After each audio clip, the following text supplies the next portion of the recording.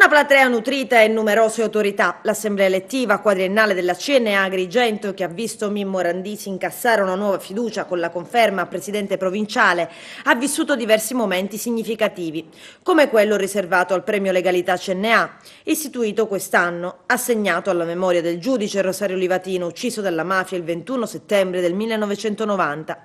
A ritirare la targa è stato don Giuseppe Livatino, postulatore della causa di canonizzazione del magistrato canicattinese.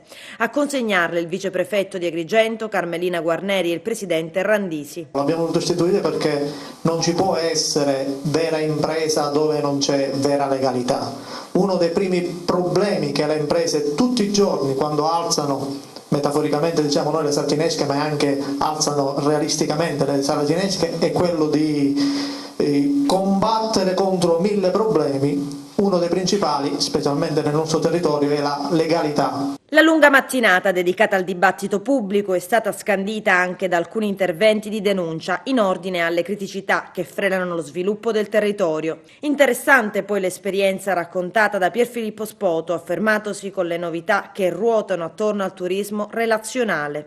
Chiedono di entrare a contatto con un'impresa, una piccola impresa artigiana, e poter condividere, spesso nel backstage, quindi nel laboratorio di queste imprese, la possibilità di mettere le mani in pasta. Quindi diventa un'esperienza fondamentale da ricordare, un souvenir che va ben oltre l'oggettino acquistato della calamita o altro, l'esperienza trascorsa in un laboratorio a Burgio, dove i ragazzi ci permettono di far mettere agli ospiti artigiani le mani in pasta assieme a loro, quindi a confezionare una ceramica che poi porteranno con loro, che non è solo un souvenir, è una storia che abbiamo raccontato. E il suo lavoro. Questo nuovo spaccato produttivo agrigentino diventerà modello a livello nazionale della CNA, lo ha annunciato il segretario generale Silvestrini. Abbiamo capito che il turismo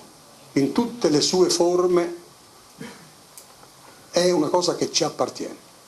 Il turismo esperienziale certamente è una novità interessante, lo faremo a livello nazionale, vedremo come costruirlo, ma è giusto, è intelligente.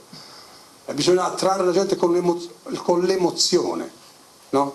Con un senso della relazione, di far scoprire ai nostri figli, ma pensate ai figli, no, di un danese, che poi che forse non conosce le galline, adesso lo dico, no? E che pensano che il pollo sia quello già arrostito, perché non hanno idea di cosa sia, no?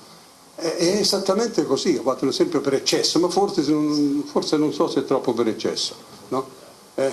Fare prodotti artigiani, certo, la ceramica piuttosto che lavorare di scalpello, il legno piuttosto che percorsi turistici che sono in tutta Italia, naturalmente qui ho visto cose meravigliose, per cui non sarà difficile farlo, ma noi dobbiamo candidarci a fare questo.